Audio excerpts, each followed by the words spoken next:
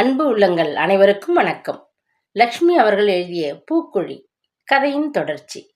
அகல்யா, மாமியாரின் மெல்லிய குரல் அவளை அழைத்தது. கடிதத்தை பாதையில் விட்டுவிட்டு விரைந்தாள் அறைக்குள். கிட்ட வந்து உட்கார், உங்ககிட்ட விவரமா எல்லாத்தையும் சொல்லணும்னு தோணுது, உட்கார் என்று முணுமுணுத்தாள் கிழவி. கட்டிலின் விளிம்பின் மீது வந்து உட்கார்ந்து கொண்டாள் அகல்யா. என்ன அத்தை, சொல்லுங்க, கேட்டுக்கிறேன். சொல்கிறேன். அது குழறிய பஞ்சரத்தனம் கண்களை திறக்காமல் மீண்டும் ஆழ்ந்த உறக்கத்தில் அமிழ்ந்து போனாள். அத்தை என்ன சொல்ல விரும்புறாங்க? அகல்யாவுக்கு குழப்பம். பஞ்சரத்தனத்தின் உடல்நிலை விரைவில் அபிவிருத்தி அடைந்துவிடவே வைத்தியர் அவளுக்கு விதித்திருந்த கட்டுப்பாடுகளை தளர்த்தி விட்டிருந்தார். அன்று காலை அவள் படுக்கையிலிருந்து எழுந்து மருமகள் உதவியுடன் தலைமுழுகினாள். காஃபி பலகாரத்துக்கு பின் ஹாலில் கிடந்த சோபாவின் மீது சாய்ந்து உட்கார்ந்திருந்தாள்.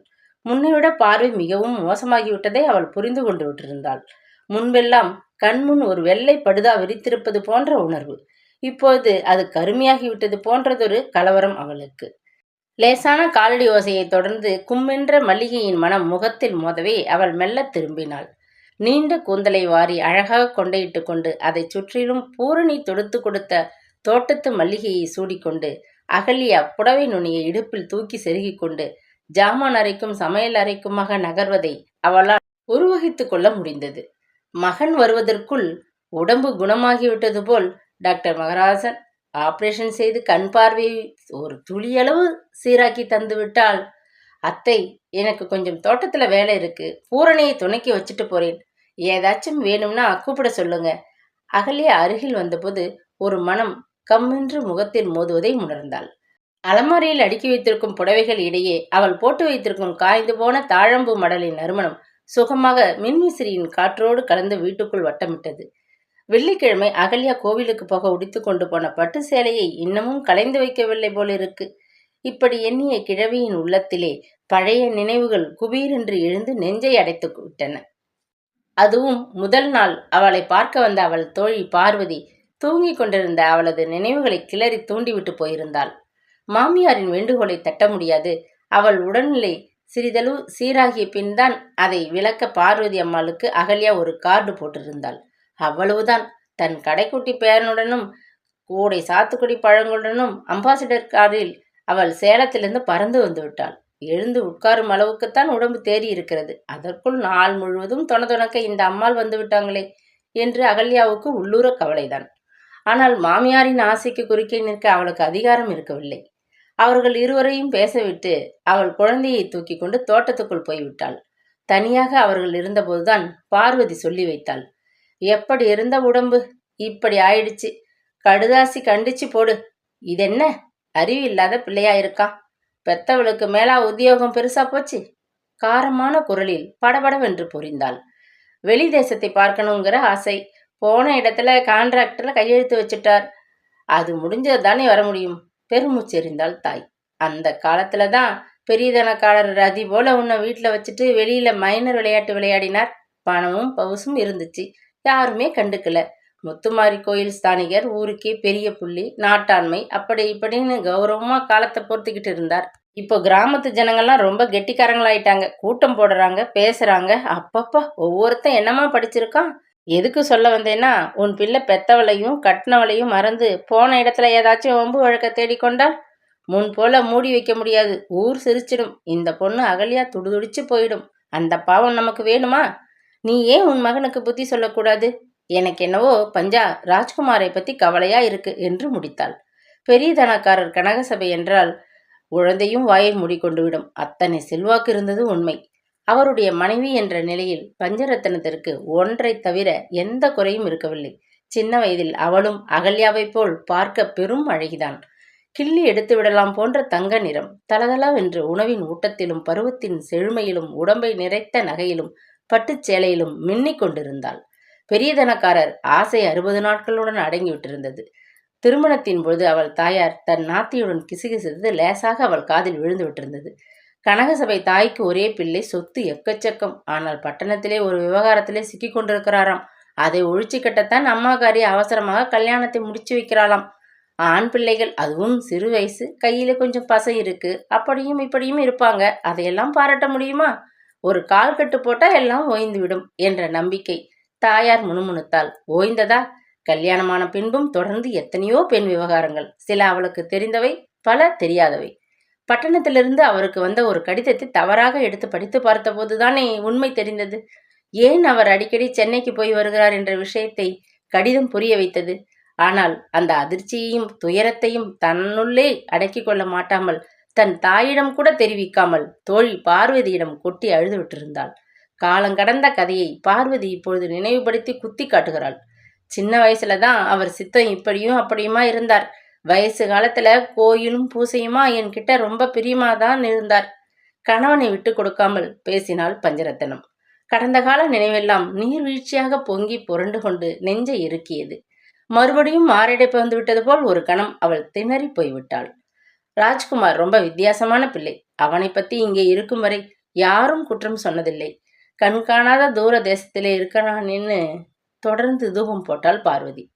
தோட்டத்திலிருந்து உள்ளே வந்தபோது மாமியார் மூக்கு கண்ணாடியை கையில் பிடித்துக்கொண்டு மூக்கை துவாலையால் துடைத்துக் கொள்வதை அகல்யா கவனித்து விட்டாள். பார்வதி மீது அவளுக்கு கோபம் பொங்கிக் கொண்டு வந்தது. எதையோ கிளறிவிட்டு கிழவியை அழ வைத்து வேடிக்கை பார்க்கிறாளே, வம்புக்காரி என்று சீட்டம். கோவிலுக்கு போய் அம்மனுக்கு அர்ச்சனை பண்ணணும்னு சொன்னீங்களே, பூ பறிச்சு கொண்டு வந்திருக்கேன். பூரணியை துணைக்கி அனுப்புறேன். கோவிலுக்கு போய் நீங்க அர்ச்சனை முடிச்சிட்டு வர்றதுக்குள்ள இங்கே சாப்பாடு தயாராகிவிடும். ஒரு வாய் சாப்பிட்டுவிட்டு வெயில் தாழ்ந்த பிறகு நீங்க பயணப்படலாம் என்றாள். இல்லம்மா, கோயிலில் அர்ச்சனையை முடிச்சிட்டு அப்படியே நாங்க போகணும். அவருக்கு வண்டி தேவைப்படும். எங்கேயோ இன்னைக்கு சாயங்காலம் ஒரு மீட்டிங்காம், அதில் அவர் பேச போறார். பெருமையாக சொல்லிக்கொண்டு எழுந்து விட்டாள் பார்வதி. அத்துடன் அவள் தொணத்தொணப்பதற்கு மூற்றுப்புள்ளி வைத்தாகிவிட்டது. என்றாலும் அவள் கிண்டிவிட்ட நெருப்பு பஞ்சரத்தனத்தின் நெஞ்சிலே திகுதிகுவென்று எரிய தொடங்கிவிட்டது. விருந்தாளிக்கு விடை கொடுத்து அனுப்பிவிட்டு மருமகள் வாயிற்கதவை அடைத்துக்கொண்டு மீண்டும் தோட்டத்துக்கு போய் விட்டாள். சிங்காரம் செய்த தோட்ட வேலையை மேற்பார்வையிட்டு கவனிக்க வேண்டிய வேலை அவளுக்கு அங்கே அநேகம் இருந்தன. கண்களை மூடியபடி துயரத்துடன் சோபாவில் சாய்ந்து கொண்டாள் பஞ்சரத்தனம். எத்தனையோ வேதனைகளை மனதிலே அடுக்கிக் கொண்டு வாழ்நாளிலே போலியாக சிரித்தபடியே வாழ்ந்தவள் அவள். நியாயத்துக்கு கட்டுப்பட்டு ஒழுக்கமாக வாழ்ந்தவள். அவளுக்கு முத்துமாரி எத்தனையோ சோதனைகளை தந்துவிட்டிருந்தாள். இப்பொழுது அவளது பார்வையை பறித்து கொண்டு வேடிக்கையல்லவா செய்கிறாள்.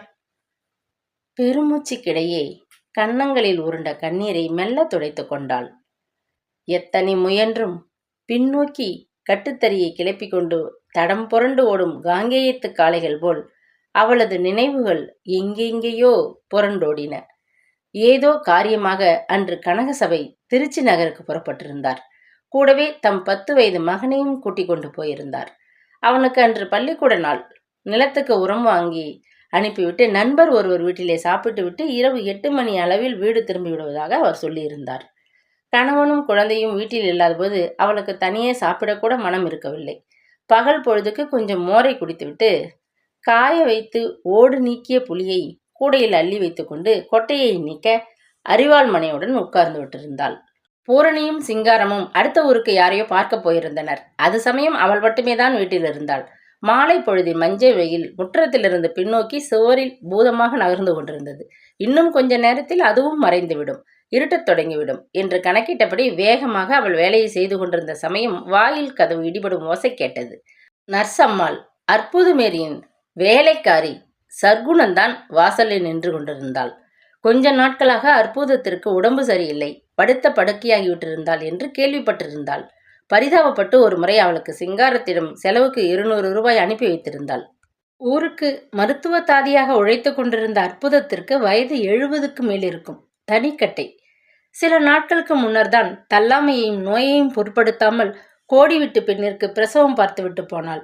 இப்போது அவளுக்கு என்ன? அம்மாவுக்கு 2 நாளா உடம்பு ரொம்ப கேவலமாயிட்டுதுங்க. நேற்று பிடிச்சி உங்களை பார்க்கணும்னு வாய் ஓயாது புலம்பிக்கிட்டு இருக்காங்க. தயவு செய்து ஒரே ஒரு தடவை அவங்க வீட்டுக்கு வந்து அவங்க கிட்ட வந்து பேச முடியுமான்னு கேட்டு வர சொன்னாங்க. கண் கலங்கி போனாள் வேலைக்காரி. கனகசபைக்கு தன் மனைவி தனியே வெளியில் செல்வது பிடிக்காத காரியம். அதுவும் அவர் ஊரில் இல்லாத போது இருட்டும் சமயம். தயங்கினாள் பஞ்சரத்தனம். ரொம்ப அவசரம் அம்மா, இப்போ நீங்க வராட்டி நாளை வரை அவங்க உயிர் தாங்குமான்னு சொல்ல முடியாது. சர்க்குணம் தழுதழுத்தாள். அவர்கள் குடும்பத்திற்கு வெகு காலம் மருத்துவ தாதியாக இருந்தவள். தலைவலி கால்வலி என்றால் கூட ஓடி வந்து உதவினவள். இன்னும் எத்தனையோ. மனசை உறுத்தியது. மறுக்க முடியவில்லை. வீட்டை பூட்டிக் கொண்டு துணிவுடன் வேலைக்காரியை பின்தொடர்ந்தாள் அவள். அற்புதமேரி ஊருக்கு ஒதுக்குப்புறமானதொரு வீட்டிலே தன்னந்தனியே தான் வசித்துக் கொண்டிருந்தாள். வேலைக்காரியை தவிர அவசரத்துக்கு உதவ அருகிலே யாரும் இல்லாத அவல நிலை. உடைந்து விழும் தருவாயில் இருந்த பழைய வீடு அது. அவள் அதை அடையும் முன்னே இருட்டிவிட்டது. சர்க்குணம் அவசரமாக ஒரு அரிக்கின் விளக்கை ஏற்றி கூரையிலிருந்து தொங்கிய கம்பியில் மாட்டிவிட்டு வாயில் கதவை சாத்தி கொண்டு வெளியே போய்விட்டாள். கூடத்து கயிற்றுக்கட்டிலில் வற்றி உலர்ந்த குச்சி போல் கிடந்த அற்புதத்தின் பற்களும் கண்களும் மகிழ்ச்சியில் விளக்குலியில் பளிச்சிட்டன. உட்காருங்க. அருகில் கிடந்த பிரம்பு நாற்காலியை காட்டி உபசரித்தாள் அற்புதம். ராஜ்குமாருக்கு வயது 10 இல்லையா? நல்லா படிக்கிறானா? பரிவுடன் விசாரித்தாள். தும்பை பூவாக படர்ந்து புரண்டு கிடந்த அவளது கூந்தலையும் ஒட்டிய கன்னங்களையும் ஒடுங்கிவிட்ட உடலையும் உற்று பார்த்து பஞ்சரத்னம் மனம் கரைந்து போனாள். ராஜ்குமாரை பத்தி பிறகு பேசலாம். உனக்கு என்ன வேணும் சொல்லு. இந்த உடம்போட நீ தனியா இப்படி படுத்து கிடப்பது சரியில்லை. அவர் திருச்சியிலிருந்து வரட்டும். அவர்கிட்ட சொல்லி உன்னை பக்கத்து டவுன் ஆஸ்பத்திரியில சேர்த்துட சொல்றேன். வேற ஏதாவது? அவள் முடிக்கவில்லை. எனக்கு உங்களிடமிருந்து காசு பணம் வேற எந்த உதவியும் தேவையில்லைம்மா. ஒரே ஒரு வேண்டுகோள். அதுக்கு நீங்க சம்மதிக்கணும். கொஞ்ச நாளா என் மனசாட்சி என்னை வாட்டி வதைக்குது. நீங்க ஒப்புக்கொள்வதாக வாக்கு கொடுத்துட்டா நான் என் கடமையை செய்துவிட்ட திருப்தியோட கண்களை முடிப்பேன். இல்லாட்டி பேச முடியாமல் பலமாக இருமினாள் அற்புதம். பஞ்சரத்னத்துக்கு தாங்க முடியாத குழப்பம். என்ன சொல்ல இப்படி சுத்தி வளைக்கிறாள்? நெஞ்சு பக்பக்கென்று அடித்து கொண்டது. வீட்டுக்குள்ளே மண்டி கிடந்த புழுக்கமும் நோயாளி மீது எழுந்த மக்கிய வேகமும் அவளுக்கு தாங்க முடியவில்லை. வயிற்றை புரட்டியது. இப்படி கொஞ்சம் குனியுங்கோ. சொல்றேன். நல்லா கேட்டுக்குங்க. நியாயத்தை சிந்திச்சு பாருங்க. என் மனசு நிலை கொள்ளாம தவிக்குது. அவர்கிட்டையும் நீங்க தான் எடுத்து சொல்லணும். உங்களை காண அவள் வருவாள். வீணா மனம் நோக பேசி துரத்தி அடிச்சிடாதீங்க. அது பாவம். ஏதாச்சும் கணிசமா அவளுக்கும் கொடுத்து வாழ வசதி பண்ணி கொடுங்க. அவள் ரொம்ப கஷ்டப்படுகிறாள். அதற்கு பின் மேல்மூச்சு வாங்க அவள் தாழ்ந்த குரலில் சொன்ன விவரம் பூராவும் கேட்டபொழுது பஞ்சரத்னம் பயத்தில் உடல் சிலிர்த்து போனாள். பஞ்சரத்னத்திற்கு அன்று முழுவதும் அதே சிந்தனைதான். அவள் கணவன் இறந்து போகும் முன் எல்லாவற்றையும் ஒழுங்கு செய்துவிட்டுத்தான் போயிருந்தார். வீடு, நிலம், ரொக்கம் எல்லாவற்றையும் தமக்கு பின் தமது ஒரே மகன் ராஜ்குமாருக்குத்தான் என்று எழுதி வைத்துவிட்டும் போயிருந்தார். ஆனால் பஞ்சரத்னத்தை பரிதவிக்க விட்டு சென்று விடவில்லை. அவள் காலம் முடியும் வரை சுகமா வாழ தேவையான அளவு கணிசமானதொரு தொகையை பேங்கில் அவள் பெயரில் கட்டிவிட்டிருந்தார். அத்துடன் அந்த வீட்டில் அவளது கடைசி மூச்சு வரை வசிக்க உரிமை உண்டு என்று உயிலில் ஒரு நிபந்தனை விதித்திருந்தார். வசிக்க வீடு, செலவழிக்க தன்னுடையதென்று வட்டி பணம், கவனித்து கொள்ள அன்பான மருமகள், பீரோக்குள்ளு மட்டும் உடுக்க துணி வகைகள், இத்துடன் அவளுடைய சொத்தான களமான தொகைகள் பல. பணத்தட்டுப்பாட்டை பற்றி அவள் ஒருபொழுதும் கவலைப்பட்டதில்லை. ராஜ்குமாருடைய மனதை யாராவது கலவரப்படுத்தி விட்டால்? இரவு சாப்பாட்டின் போது அவளுக்கு பிடித்தமான பூசணிக்காய் சாம்பார் கூட வாய்க்கு கசந்தது. மனதை குழப்பிக் கொண்டிருந்த கவலைகள் திகிலால் அவளுக்கு உறக்கமே வரவில்லை. படுக்கையில் பலமுறை திரும்பி படுத்தாள். சிந்தனைகள் வேகமாக அலைபாய்ந்தன. கனகசபை திடீரென்று இறந்து போவதற்கு சில நாட்களுக்கு முன்னர்தான் அந்த மனிதர் வந்திருந்தார். அவரை அவள் முன்பின் பார்த்ததில்லை. நல்ல கருத்த முகம், ஆனால் கூர்மையான கண்கள், தேங்காய் சில்லு போன்ற பளிச்சிட்ட பற்கள், கோட்டும் சுட்டுமாக தடபுடலாக உடை அணிந்தவராக பட்டணத்து ஆசாமியாகத்தான் தென்பட்டார். காலில் அணிந்திருந்த பலபலத்த ஷூக்களை கழற்றி நடையில் வைத்துவிட்டுத்தான் உள்ளே வந்தார். மரியாதை தெரிந்த மனிதன் என்றுதான் அவள் எண்ணினாள். கனகசபை அப்பொழுதுதான் நிலங்களை சுற்றி பார்வையிட்டுவிட்டு பெரும்பால் பின்னிய சாய்வு நாற்காலியில் தாழ்வாரத்தில் உட்கார்ந்தபடி வெற்றிலை பெட்டியை திறந்து ஆராய்ந்து கொண்டிருந்தார். வெயிலில் அலைந்து விட்டு வந்த களைப்பில் இடையில் வேட்டியும் திறந்த மார்பும் தோளில் துண்டுமாக அவர் சாய்ந்து கொண்டிருந்தார். நெற்றி மீது பட்டையாக தரித்திருந்த விபூதி இங்கும் அங்கும் சிறிதளவு கலைந்து காணப்பட்டது. பின்பக்கம் லேசாக காணத் தொடங்கிய வழுக்கை வேர்வையில் மென்னியது. ராஜ்குமார் சென்னையில் ஹாஸ்டலில் தங்கி படித்துக் கொண்டிருந்தான். வீட்டில் அச்சமயம் அவர்கள் இருவர் மட்டும்தான் இருந்தனர். வந்தவர் ஆங்கிலமும் தமிழும் கலந்து பேசியபடி கனகசபையின் கையை பிடித்து குலுக்கினார். காஃபி கொண்டு வா. கணவன் போட்ட உத்தரவுக்காக உள்ளே சென்றவளுக்கு அவர்கள் என்ன பேசிக் கொண்டிருந்தார்கள் என்ற விவரம் ஏதுமே தெரிய வழி இருக்கவில்லை. காஃபியை வந்தவருக்கு கொடுத்து உபசரித்த பின்னர் கனகசபை அவரை வற்புறுத்தி தம் அறைக்குள் அழைத்துச் சென்று விட்டார். எத்தனையோ உன்னிப்பாக அவள் கேட்க முயன்றும் அவளுக்கு ஏனோ கலவரத்தில் இதயம் வேகமாக துடித்து கொண்டது. என்னவோ விபரீதம் என்றவரை உள்ளுணர்வு ஓலமிட்டது. வாசல் அறையிலிருந்து பேச்சுக்குரல் முதலில் சன்னமாக பின்னர் உரத்து காரமாக கேட்டபோது அவள் நடுநடுங்கி போனாள். உங்களால் ஆனதை பாருங்கள், அதுக்கெல்லாம் பயந்தவன் நான் இல்லை என்று கனகசபை இறைந்து கத்தியை கேட்டதும் அவளுக்கு இருப்பே கொள்ளவில்லை. கதவை தட்டி உள்ளே சென்று என்ன விஷயம் என்று விசாரித்தால் என்ன என்று ஒரு எண்ணம். அவள் கணவர் மிக்க கோபக்காரர்.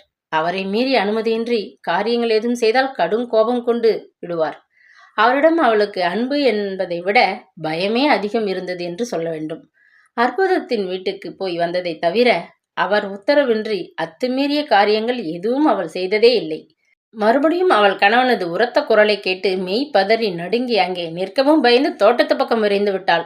வெகு நேரத்திற்கு பின்னர் அவர் அழைப்பதை கேட்டு உள்ளே வந்தாள். வந்திருக்கிறவருக்கு விருந்து சமைக்கணுமா? சாப்பிட்டு விட்டு தானே போக போகிறார்? கேட்டு வைத்தாள். அவனுக்கு விருந்து ஒரு கேடா? அனுப்பிட்டேன். துண்டை உதறி தோளில் போட்டுக்கொண்டு நாற்காலியில் மறுபடியும் சாய்ந்து கொண்டார்.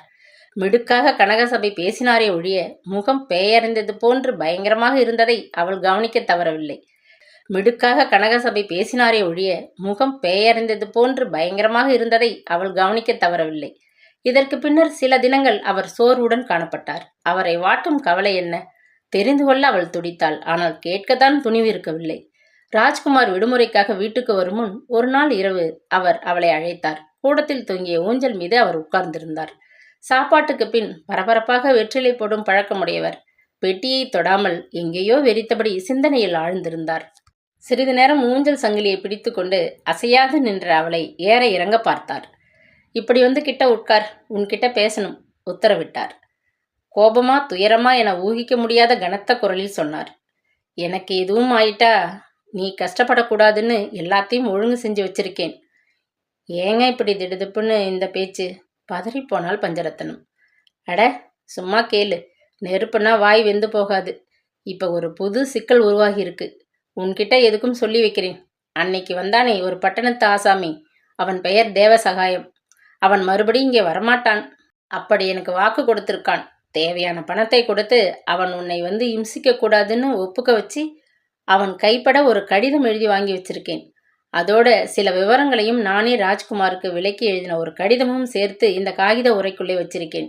எனக்கு ஏதாச்சும் ஆயிட்டா கொஞ்ச நாள் கழிச்சு ராஜ்குமார்கிட்ட நீ இதை கொடுத்து படிச்சு உண்மையை தெரிஞ்சுக்க சொல். பிறகு அவன் இஷ்டப்படி நடக்கலாம்னு சொல்லிடு. சேவியா? உரிமையபடி ஒரு கடித உரையை அவள் கையில் கொடுத்தார். அவள் முகத்தை பாராமல் அவர் மேலே படபடவென்று பேசிக்கொண்டு போனார். அற்புதமேறி ஏற்கனவே சொன்ன தகவல்தான் அது. கணவன் சொல்ல கேட்கும்போது ஏனோ துக்கம் அவள் நெஞ்சை அடைத்தது. இந்த பாவி அற்புதமேரி இப்படி ஒரு சிக்கலை வச்சு நம்மை பெரும் தொல்லையில் மாட்டி வச்சிருப்பான்னு நான் கனவிலும் நினைக்கவில்லை. சாகும் முன்னாடி சண்டாளி என்னை கூப்பிட்டு ஒரு வார்த்தை உண்மையை சொல்லிவிட்டு போயிருந்தால் நான் அன்னைக்கு அந்த மனிதனை கண்டு அப்படி பதறி போயிருக்க மாட்டேன். எதுக்கும் தயாராக இருந்திருப்பேன். இப்போ பேசி என்ன பயன்? அவள் செத்து பல வருஷமாச்சே. குற்ற உணர்வுடன் ஊஞ்சல் பலகையை பார்த்தபடி குனிந்து கொண்டிருந்தாள் பஞ்சரத்தனம். அந்திய காலத்தில் அற்புதமேரியை சந்தித்து உண்மையை தெரிந்து கொண்டு விட்டிருந்தேன். உங்களிடம் சொல்லாது ஒடித்து விட்டேன் என்று கூற அவளுக்கு அத்தனை நஞ்செழுத்தம் ஏது? கனகசபையின் கடுமையான முகத்தை கண்டதுமே கையும் காலும் அவளுக்கு ஓய்ந்து போய்விடுமே. காய்ந்து போன தொண்டையை இருமி சரிபடித்து கொண்டாள். அதை பத்தி ஏன் கவலைப்படுறீங்க? நீங்க சொன்னபடியே இந்த உரையை பத்திரமா பாதுகாத்து வைக்கிறேன். வீணா மனசை அழட்டிக்காதீங்க. ஒரு சமயம் உங்களுக்கு முன் நான் போயிட்டா மஞ்சளும் குங்குமமா போகணும்னு தானே ஒரு பெண் ஆசைப்படுவாள். அவள் தொண்டை கரகரத்தது. அப்படி போயிட்டா உன் பிள்ளை ராஜ்குமாரை கண்ணா வளர்த்து எல்லாத்தையும் அவனுக்கே கொடுத்து விட்டு போவேன். அவனை பத்தி உனக்கு எந்த கவலையும் வேண்டாம். எனக்கு எந்த கவலையும் இல்லைங்க. நீங்க நல்லபடியா வெகுகாலம் இருந்து உங்க பேரப்பிள்ளைகளை எடுத்து கொஞ்சி விளையாடணும். அது போதும். சொல்லி முடிப்பதற்குள் அவளுக்கு அழுகையே வந்து விட்டது. சே, சுத்தம் 10ஆம் பசலியா இருக்கியே, இதுக்கு அழுகிற? அன்புடன் கடிந்து கொண்டு கனகசபை அவளை மெல்ல தன் அருகே இழுத்து கொண்டு முதுகை தட்டி சமாதானப்படுத்தினார். அவரது பருத்த தோலை தழுவி கொண்டு துக்கம் தாளாமல் விக்கி அழத் தொடங்கினார். என்னத்துக்கு இந்த அழுகை? இப்ப என்ன ஆயிடுச்சு? செல்லமாக அவர் அதட்டினார். ராஜ்குமாருக்கு என் மேல துளி அளவு வெறுப்பு ஏற்பட்டா கூட என்னால் தாங்க முடியாதுங்க. பிள்ளை மேல அத்தனை பாசம் வச்சிருக்கே நீ. அவள் பேச முடியாது திணறினாள். தங்கமான பிள்ளை அவன். உன்னை கடைசி வரை நல்லா கவனிச்சுப்பான், பயப்படாதே, ஆறுதல் சொல்லி தேற்றினார். அதற்கு பின்னர் அவர்கள் ஏதும் அதை பற்றி பேசவில்லை. ராஜ்குமார் ஒரு முறை வீடு வந்து சேர்ந்த சில நாட்களுக்கு பின் ஒரு நாள் காலை வெளியே கிளம்ப உடுத்தி கொண்டு தயாராக நின்ற கனகசபை பொறுக்க முடியாத நெஞ்சுவலியுடன் ஊஞ்சல் மீது உட்கார்ந்தார்.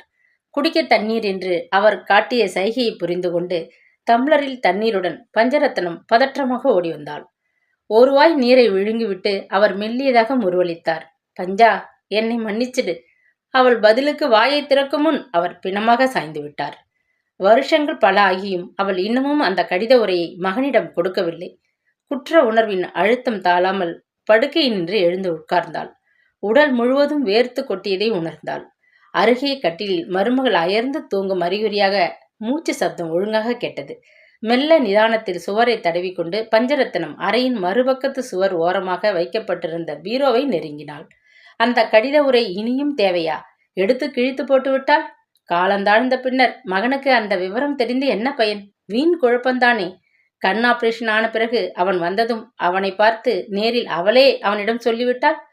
சில சமயம் அகல்யா பீரோவை திறக்கிறாளே, அவள் கையில் கடித உரை தட்டுப்பட்டு விட்டால் ஆபத்தாயிற்றே. அப்பவே அதை கிழித்து போட்டிருக்க வேண்டும்.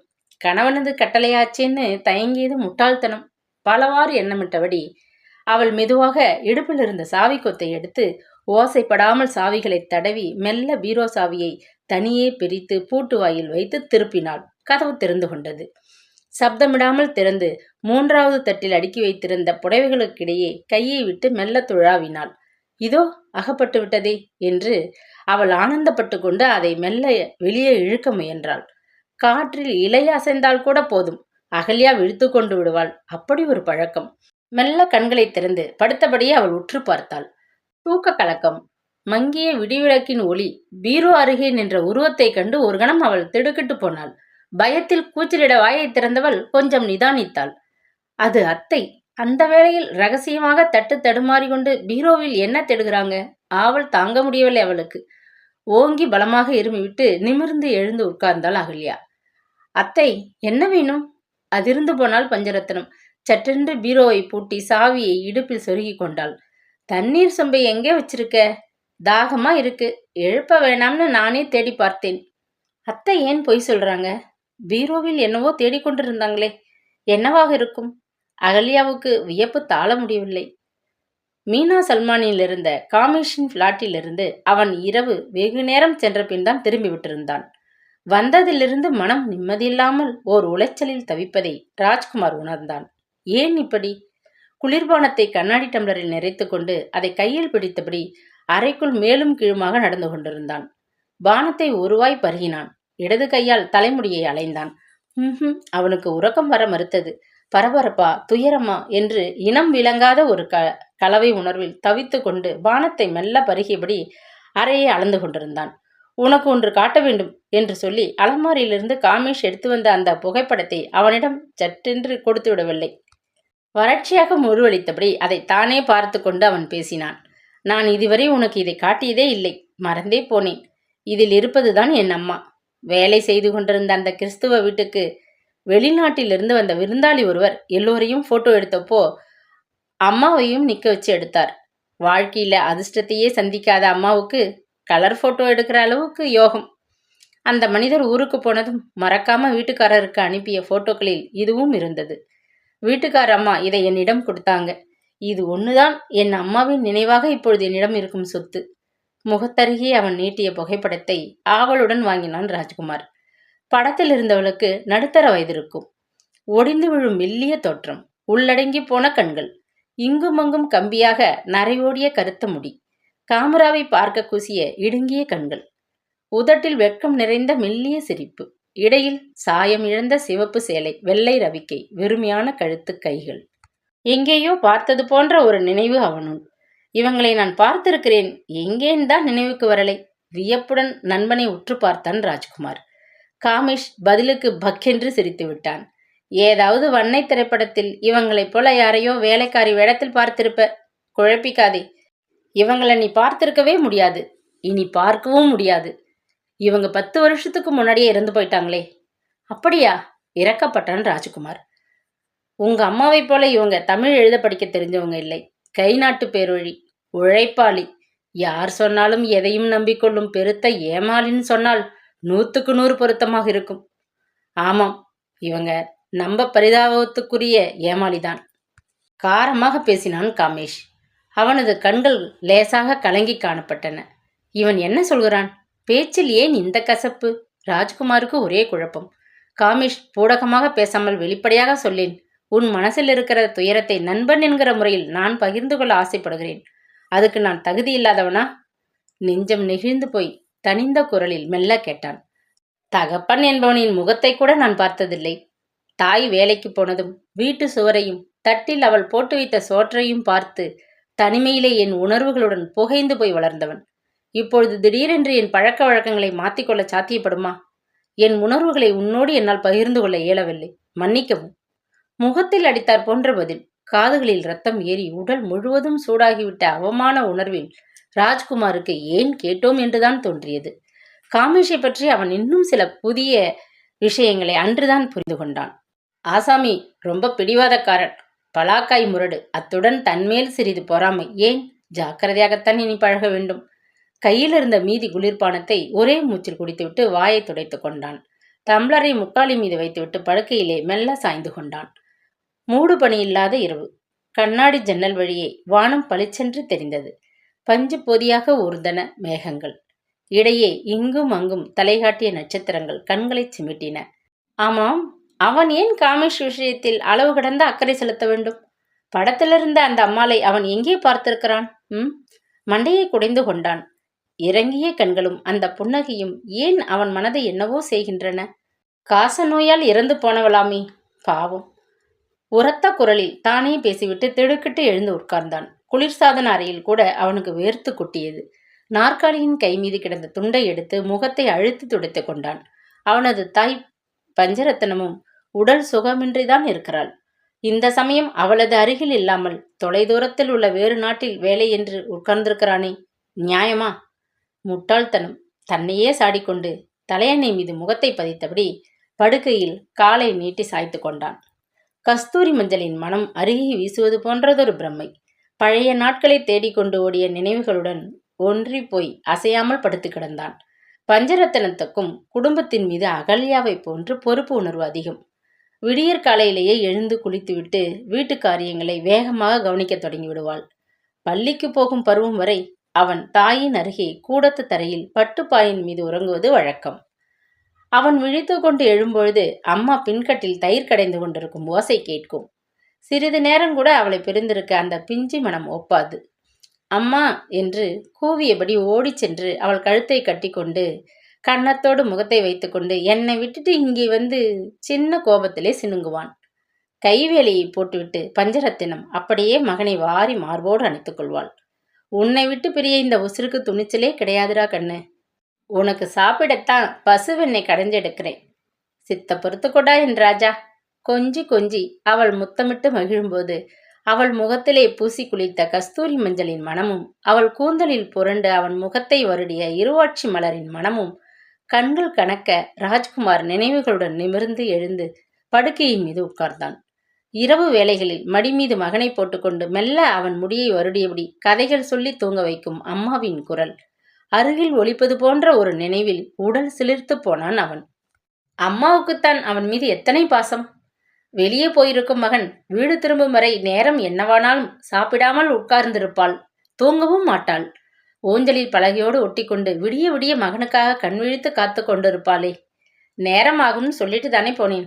ஏனம்மா பட்டினி கிடக்கணும், தூங்காம உட்கார்ந்துருக்கணும்? அவன் கடிந்து கொள்வான். என்னப்பா அப்படி லேசா சொல்லிட்ட? நீ சாப்பிடாம வேலை மேல வெளியில போய் சுத்திட்டு இருக்கும்போது எனக்கு மட்டும் பசி பெருசா வந்துடுமா? அப்பா திடீர்னு இறந்து போனதும் அந்த துயரத்திலே அம்மா எப்படி ஒடிந்து போய்விட்டாள்? அவரது காரியங்கள் ஆன பின்பு ஒரு நாள் வீட்டுக்கு வந்தபொழுது அம்மா கூடத்தில் மாட்டியிருந்த அப்பாவின் படத்தின் அருகே தரையில் தலையை கவிழ்த்து கொண்டு உட்கார்ந்திருப்பதை கண்டான். என்னம்மா இப்படி? ஏன் தரையில உட்கார்ந்திருக்கீங்க? மகன் பதற்றமாக கடிந்து கொண்டான். அவர் போனதும் நான் இனி ஒண்டியாகிவிட்டது போல ஒரு பயங்கர எண்ணம் வந்துடுச்சு. அவர் படத்தின் பக்கத்திலாவது உட்கார்ந்துகிட்டா தேவலாம் போல இருக்கு. ஒரு தெம்பு வராப்புல இருக்கு. துக்கத்துடன் அவள் திணறினாள். மகன் மனம் கரைந்து போய் அவள் கரத்தை பற்றி கொண்டு அருகே தானும் தரையில் அமர்ந்து கொண்டான். இத்தனை பெரிய மகன் நான் இருக்கும்போது நீங்க எப்படியம்மா ஒண்டியாக போயிடுவீங்க? அப்படி போகத்தான் நான் விட்டு வைப்பேனா? விடமாட்டே, எனக்கு தெரியும். ஆனாலும் கோழை மனசு குழம்பி போய் என்னென்னவோ என்னதப்பா. தாய் அவன் தோளை பற்றி கொண்டு விம்மினாள். அழாதீங்கம்மா, உங்க உடம்புக்கு நல்லதில்லை. பச்சிளங்குழந்தையை தேற்றுவது போல் முதுகை தட்டி அவன் எவ்வளவு நேரம் ஆறுதல் சொல்ல வேண்டியிருந்தது. அகல்யாவை கல்யாணம் செய்து கொள்ள முடிவு செய்து தன் விருப்பத்தை அவன் தாய்க்கு தெரிவித்த போது மனத்தாங்களுடன் மகனுடன் பேச பிடிக்காமல் தன் அறைக்குள்ளே சென்று முடங்கிக் கொண்டு விட்டாள். 1, 2 என்று நாட்கள் பல நழுவின. அவனது பொறுமையும் தேய்ந்து மறைந்தது. முடிவில் ஒரு நாள் அவளது அறைக்குள் வந்து நாற்காலி ஒன்றை அருகில் இழுத்து போட்டுக்கொண்டு உட்கார்ந்தான். வாரி சுருட்டி கொண்டு எழுந்து உட்கார்ந்தாள் அவள். அந்த சில நாட்களில் அவள் உடல் பாதியாக இளைத்து விட்டிருந்தது. அழுத முகம், கண்கள் வீங்கி இடுங்கி விட்டிருந்தன. அவளை பார்க்க மிகவும் பரிதாபமாக இருந்தது. ஏழை பெண் அகல்யா என்பதனால்தான் இந்த கல்யாணத்துக்கு முட்டுக்கட்டை போடுறீங்க? சிறிது கோபத்துடன் அவன் கேட்டுவிட்டான். மகனை மெல்ல நிமிர்ந்து பார்த்தாள் பஞ்சரத்தினம். அந்தஸ்தில் அவர்கள் நமக்கு எந்த விதத்திலும் ஈடு கிடையாதுங்கிறது ஒரு காரணம். ஆனால் முக்கிய காரணம் வேறு ஒன்று உண்டு. என்னம்மா அது? மகன் தாழ்ந்த குரலில் சீறினான். அகல்யாவை எனக்கு முன்ன பின்ன தெரியாது. என்ன குணம் படைச்சவளோன்னு பயமா இருக்குது. ஆனால் நம்ம உறவுக்கார பொண்ணு நிர்மலாவை சின்ன குழந்தையிலிருந்தே எனக்கு நல்லா தெரியும். என்னை மதிச்சு கடைசி வரை நல்லா வச்சு காப்பாத்துவான்னு நம்பிக்கை. மெல்லியதாக ஒலித்த அவள் குரல் கரகரத்தது. அகல்யா ஏழை, ஆனால் நல்ல பெண்ணம்மா. அதுக்கு நான் உத்தரவாதம். முன்பின் தெரியாத பெண்ணை மருமகளா ஏத்துக்கிட்டா எங்கே அவள் வந்து நம்ம பிரிச்சுடுவளோன்னு பயமா இருக்குப்பா.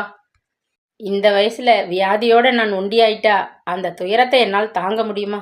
யோசிச்சு பாரு ராஜா. யோசித்து பார்த்துதான் இந்த முடிவுக்கு வந்தேன். அகல்யா உங்களை பெத்த தாயை போல பரிவோட பார்த்துக்கோ அம்மா. ஏன் வீணா கவலைப்படுறீங்க? பணம் காசு இதையெல்லாம் என்கிட்ட இருந்து அவள் எடுத்துக்கிட்டா கூட நான் கவலைப்பட மாட்டேன். உன் மனசை குழப்பி புத்தியை கலைச்சி உன்னை என்கிட்ட இருந்து பிரிச்சுட்டா அந்த வேதனை என் உசுர குடிச்சிரும். நினைவு வச்சுக்கோ. என்னம்மா இது? சிறுபிள்ளை போல அன்புடன் கடிந்து கொண்டு தாயின் கன்னத்திலே வழிந்த கண்ணீரை தன் கைக்குட்டையால் மெல்ல துடைத்து விட்டான் மகன். சிறிது நேரம் மௌனமாக உட்கார்ந்திருந்தாள் தாயார். திடீரென்று ஒரு முடிவுக்கு வந்தவள் போல், ராஜா இப்படி வா என்று அவனை அருகில் அழைத்தாள். நீ அகல்யாவையே கட்டிக்கோப்பா. என் ஆசிகள் உனக்கு. உண்மையாகவா அம்மா? மகிழ்ச்சி தாங்க முடியாமல் அருகில் நெருங்கி அவளது கரங்களை எடுத்து தன் முகத்தில் வைத்து கொண்டான் மகன். உண்மையாகத்தான் சொல்றேன். உன் மன நிறைவுதான் என் வாழ்வின் லட்சியம். நீ மகிழ்ச்சியோடு இல்லாட்டி எனக்கு நிம்மதி இருக்குமா? சொல்லு. அம்மா, நன்றி அம்மா. ராஜ்குமார் கண்கள் பணிக்க அவளது தோளை தொட்டு தட்டி ஆர்ப்பரித்த போது அவள் லேசாக முருவளித்தாள். அகல்யா அப்பாவிடம் சொல்லு. மகளை அழைச்சிட்டு ஒரு வாட்டி வந்து என்னை வந்து பார்க்க சொல்லு. அந்த பொண்ணுகிட்ட நான் தனியாக கொஞ்சம் பேசணும் போல இருக்கு. அதுக்கென்ன, உடனடியாக ஏற்பாடு பண்ணிடணுமா? சந்தோஷத்துடன் எழுந்தான் மகன். அகல்யா வந்து எங்கே தன்னை மகனிடமிருந்து பிரித்து விடுவாளோ என்று பயந்த அவனது அன்னையை அரபு நாட்டு வேலை இடை புகுந்து பிரித்து கொண்டு விட்டதே. தன்னையும் மீறி கண் இமைகளை சுட்ட கண்ணீரை அவன் விரலால் தட்டிவிட்டு விசுக்கென்று எழுந்து உட்கார்ந்தான். முடியாது, இனி ஒரு வினாடி கூட முடியாது. அவனது உணர்வுகள் உடைந்து உள்ளம் பொடியாகிவிடும் எல்லைக்கு வந்து விட்டிருந்தது. ஒப்பந்த நாள் முடிந்த இரவே விமானத்தில் இடம் கிடைத்தால் பம்பாய்க்கு பயணப்பட்டு விட வேண்டும்.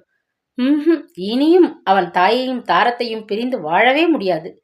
தாய் நாட்டுக்கு இருவரும் சேர்ந்தாற்போல் ஒரே தினத்தில் ஒரே விமானத்தில் கிளம்ப ஏற்பாடுகள் துரிதமாய் நடந்து கொண்டிருந்தன. அகல்யாவிடமிருந்து கடைசியாக வந்த கடிதத்தை கண்ட ராஜ்குமார் மிகவும் கலங்கி போயிருந்தான். பஞ்சரத்தினத்துக்கு உடம்பு மிகவும் கவலைக்கிடமாகிவிட்டிருப்பதாக அவள் எழுதியிருந்தாள். இனி ஒரு கணமும் தாமதிக்க கூடாது என்று பயணத்துக்கு ஆவண செய்வதில் தீவிரமாக முனைந்திருந்தான். காமிஷிக்கு ஆரம்பத்திலேயே வேலையை விட்டு திரும்ப மிகவும் கவலையாகத்தான் இருந்தது. அவன் வேலை பார்த்த நிறுவனத்திலே அவனுக்கு பழக்கமாகிவிட்ட அமெரிக்க வாலிபன் ஒருவன் இருந்தான். அவன் தன் ஒப்பந்தம் முடிந்ததும் திரும்ப அமெரிக்காவுக்கு பயணப்பட்டு கொண்டிருந்தான்.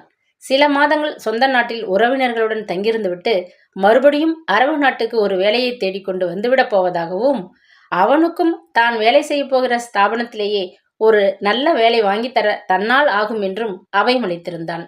அந்த தெம்பு காம்பேஷுக்கு பம்பாய்க்கு போய் கொஞ்ச நாட்கள் ஓய்வாக இருந்துவிட்டு மறுபடியும் நீண்டகால ஒப்பந்தத்தில் அரபு நாட்டுக்கு வேலை தேடிக்கொண்டு வந்து விடுவது என்பது அவனது திட்டம். அத்துடன் அவன் மனதில் இன்னொரு திட்டமும் உருவாகி கொண்டிருந்தது. ராஜ்குமார் ஊருக்கு கிளம்ப சொல்லி வற்புறுத்திய போது அவனுள் ஒரு பரபரப்பு ஏற்படத்தான் செய்தது. அவனுக்கும் தாய் நாட்டில் கவனிக்க வேண்டிய ஒரு முக்கியமான வேலை இருக்கிறதே, அதை முடிக்க வேண்டாமா?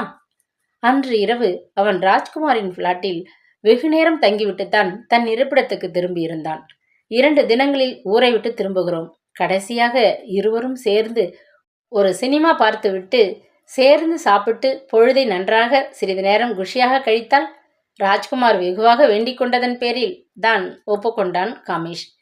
செலவு எல்லாம் ராஜ்குமாருடையது, செய்யட்டும் என்று தன் மணிப்பரிசை சட்டைப்பையிலிருந்து அவன் வெளியே எடுக்கவில்லை. பண விஷயத்தில் அவன் ராஜ்குமார் போல் தாராளமாக ஒருபோதும் இருந்ததில்லை. கிரைம் பஸ்டர்ஸ் என்னும் படத்தை பார்த்துவிட்டு இருவரும் ராஜ்குமாரின் பிளாட்டுக்கு திரும்பினர். அவன் சிரித்தபடியே தான் வாங்கி வந்த ரொட்டி, வெண்ணெய், சீஸ், பழம் இவற்றை எப்பொழுதும் போல் சாப்பாட்டு மேஜை மீது பரப்பி வைத்தான். அத்துடன் பியர் டீன்களையும் ஐஸ் துண்டங்கள் நிரம்பிய சிறு வாளியையும் டம்ளரையும் கொண்டு வைத்தான். சாப்பிடப்பா, வெகு பிகு செய்து கொள்ள வேண்டாம், வேடிக்கையாக பேசியபடி உபசரித்தான். ரொட்டி மீது வெண்ணெயை லேசாக பூசிக்கொண்டு ராஜ்குமார் உற்சாகமாக பேசினான். இதற்கு பிறகு திருச்சியில் எங்கள் வீட்டிலே பிரமாதமான விருந்து சாப்பாடு காத்திருக்கிறது, மறக்காதே. அகல்யா சமைப்பதில் ரொம்ப கெட்டிக்காரி. கதம்ப சாதம் செய்து அவள் பரிமாறினால் பிறகு நீ இலையை விட்டு லேசில் எழுந்திருக்க மாட்டாய், அப்படி ஒரு ருசி. கதம்ப சாதம் எனக்கு ரொம்ப பிடிக்கும்னு அவளுக்கு தெரியும். பம்பாயிலிருந்து சென்னை வரை நமது விமான பயணத்துக்கு டிக்கெட் உற்சாகமாகி விட்டிருக்கு. அதற்கு பிறகு நாம் சென்னையில் ஒரு ஹோட்டலில் ஒரு பகல் தூங்கிக் கொள்வோம். ஹைதராபாத்துக்கு சரவணனுக்கு நாம் வந்திருப்பதை பற்றி தெரிவித்து ஒரு ட்ரங்க் கால் போடணும். அதுக்கு பிறகு ராத்திரி வண்டியை பிடிக்கணும். டிக்கெட் கிடைக்காவிட்டால் ஒரு டூரிஸ்ட் டாக்ஸியை பேசிக்கொண்டு ஊர் போய் சேர்ந்துடணும். தாமதிக்கவே கூடாது, படபடவென்று பேசினான். சென்னைக்கு நான் 2 முறைகள் தான் சென்றிருக்கிறேன். 2 தடவையும் ஒரே அவசரம். நான் சென்னையை கூட சரிவர பார்த்ததில்லை. ஒரு 4 நாள் அங்கே தங்கிவிட்டு பிறகு ஊருக்கு நான் வருகிறேனே. முடியாது, நீயும் என்னோடு ஜோடியாக வர வேண்டும். என்னால் உன் கூட சென்னையில் சில நாட்கள் தங்கவும் முடியாது. அம்மாவுக்கு உடம்புக்கு சுகமில்லை. நான் உடனடியாக போக வேண்டும். மேலும் அகல்யா என் வரவுக்காக ஆவலுடன் காத்திருப்பாள் என்றான். அகல்யா என்ற உடனேயே அவன் முகத்தில் தோன்றிய மலர்ச்சியைக் கண்டு ஏனோ காமேஷின் மனம் கடுத்தது. எனக்கும் உங்க அம்மாவை பார்க்கணும்னு ஆசை. சரி, உடனேயே நாம் சென்னையிலிருந்து திருச்சிக்கு போய்விடுவோம் என்றபோது காமேஷினாலேயே சமாளிக்க முடியாத ஒரு ஆத்திரம் குபீர் என்று அவன் மனதில் பொங்கியது. மடமடவென்று கையில் பிடித்திருந்த பியர் முழுவதையும் ஒரே மூச்சாக குடித்து விட்டான். அதற்கு பின்னர் ராஜ்குமார் அகல்யாவுக்கும் அம்மாவுக்கும் ஊரார்களுக்கும் தான் வாங்கி குவித்திருந்த ஜாமான்களை எடுத்து மேஜை மீது பரவலாக போட்டான். மறுபடியும் காமேஷின் உள்ளத்தில் அடக்கமாட்டாத ஆத்திரம் கொந்தளித்தது. அகல்யாவுக்கு பச்சை, மஞ்சள், ஊதா 3 வர்ணங்கள் மீது ரொம்ப பிரியம். அவைகளுக்கு ரொம்ப பொருத்தமாக இருக்கும். கல்யாணத்தின் போது நிச்சய தாம்பலத்துக்கு அவளுக்கு பச்சை வண்ண பனாரஸ் சேலைதான் எடுத்தோம். நாங்கள் மைசூருக்கு புறப்பட்ட போது அவள் ஊதா வண்ண காஞ்சிபுரம் உடுத்தி கொண்டு வந்தது என் நினைவில் இன்று போல இருக்கு. சும்மா சொல்லக்கூடாது, அவள் இயற்கையாகவே அழகி, ரொம்ப சாமர்த்தியக்காரி. 2 வருஷமா எங்க வீட்டையும் நிலம், தோட்டம் எல்லாத்தையும் பொறுப்பாக கவனிப்பதோடு என் தாயையும் எப்படி பார்த்துக்கிறா தெரியுமா? அகல்யாவுக்கு என்னென்னமோ வாங்கிட்டு போகணும்னு ஆசைப்படுறேன். புடவை வாங்குவதில் நான் சமீப காலத்தில் ரொம்ப தேர்ந்து விட்டிருக்கிறேன். அவள் கேலி செய்து எழுதியிருந்தாள். அம்மா சொல்வாங்க, எங்க அப்பா கூட புடவை தேர்ந்தெடுப்பதில் பெண்களை மிஞ்சி விடுவாராம். அந்த குணம் எனக்கும் வந்திருக்கிறதோ என்னவோ. இக்கதையின் தொடர்ச்சி நாளை தொடரும்.